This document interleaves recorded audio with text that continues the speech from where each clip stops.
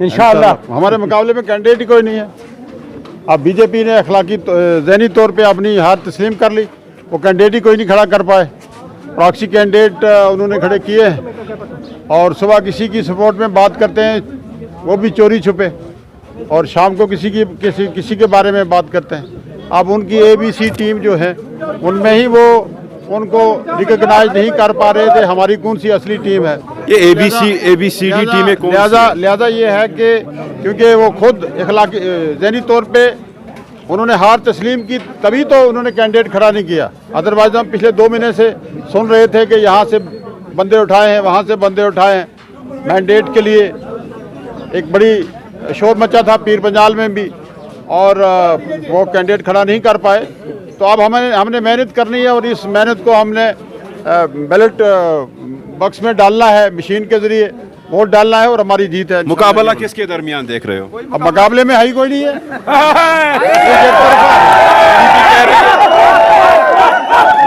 PDP बोल रहे हैं इस सीट पे हमारा अच्छा खासा होल्ड है। PDP बोल रहे हैं इस सीट पे हमारा अच्छा खासा होल्ड है। ये तो अब दिखने को तो नहीं मिल रहा है, दिखने को तो नहीं मिल रहा है, सामने तो कोई चीज़ है नहीं है। अंडरग्राउंड कोई मुकाबला हो तो वो मुझे पता नहीं है, लेकिन ये जो पॉलिटिकल मुकाबले होते हैं ये सामने होते हैं। ये रात के अंधेरे में मुकाबले नहीं होते, ये सामने है, मैदान में मुकाबले होते हैं। वो एक मुहावरा है, गोजरी का कश कोड़ी का समझान, आप देख लेंगे हम कल। जिस तरह से डिलिमिटेशन के बाद इन 2 ट्विन डिस्ट्रिक्ट्स को अनंतनाग कुलगाम के साथ मिलाया गया था, उसके बाद जो खिते पीर पंजाब में पिछले 2-3 साल से एक कंट्रोवर्सी भी थी, पहाड़ी वर्सेस गुजर, फिर पहाड़ी कम्युनिटी को शेड्यूल ट्राइब में लाया गया, उससे कोई फर्क पड़ेगा? क्योंकि कहीं ना कहीं बीजेपी के साथ जो पहाड़ी लीडर थे, बहुत बड़ा फर्क पड़ेगा, बहुत बड़ा फर्क। उसका फायदा किसको मिलेगा? उसका फायदा हमें कि एक ही साफ में खड़े हो गए, महमूद और याद ना कोई बंदा रहा ना बंदा बीजेपी कह रही है कि नेशनल कॉन्फ्रेंस अभी भी अपोज कर रहा है इस काज के लिए। देखिए, ये जो पहाड़ी काज है ये नेशनल कॉन्फ्रेंस ने स्पॉन्सर्ड किया था। सबसे पहले नेशनल कॉन्फ्रेंस ने पहाड़ी काज को प्लीड किया, स्पॉन्सर्ड किया। 4 प्राइम मिनिस्टर के सामने, डॉक्टर फारूक अब्दुल्ला साहब ने, उमर अब्दुल्ला साहब ने, 4 प्राइम मिनिस्टर के सामने की प्रेजेंस में, और प्राइम मिनिस्टर ने पहाड़ी काज को प्लीड किया डॉक्टर साहब ने, और उनको प्रिंसिपली उन्होंने माना। और ये जो आप देख लें जो मूवमेंट चली है, पहाड़ी काज की मूवमेंट जो चली है शेड्यूल ट्राइब के लिए पिछले 30-40 साल, वो कौन लोग थे चलाने वाले? वो तमाम नेशनल कॉन्फ्रेंस के ministers, MLA, speaker, chairman, MPs थे। मुश्ताक बुखारी ने क्यों छोड़ा? देखिए, मतलब ये उनको पूछिए। मुझे बताइए कि मिर्ज़ा रशीद किस पार्टी से थे, रफ़ीक हसन खान किस पार्टी से थे, मुश्ताक बुखारी किस पार्टी से थे, हमारे आजहानी तारक अजीज़ जिनको मैं शेरे कोस्तान कहता था किस पार्टी से थे, वो रशपाल सिंह जी किस पार्टी से थे, किसके?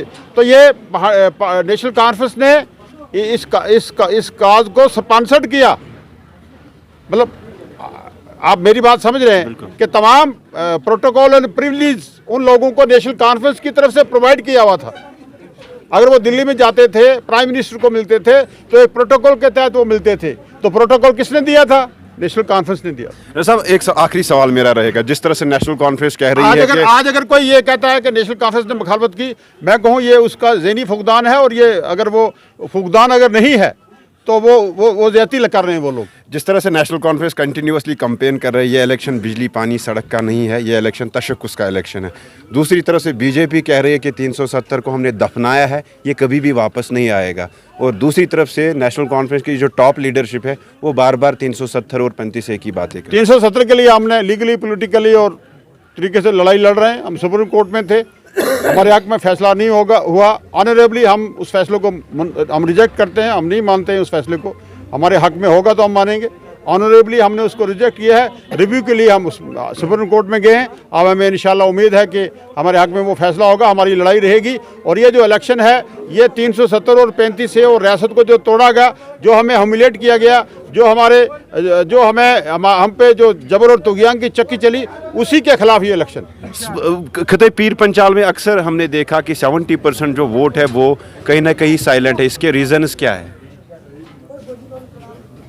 मुझे नहीं लगता कि 70% वोट साइलेंट है। यहाँ 100% एक्टिव है और नेशनल कॉन्फ्रेंस के फेवर में। तो मेंढर में मैंने देखा एक्टिव है, बाकी सुरन कोट की पहुंच में आज सुरन कोट में मैं था, अभी आ रहा हूँ।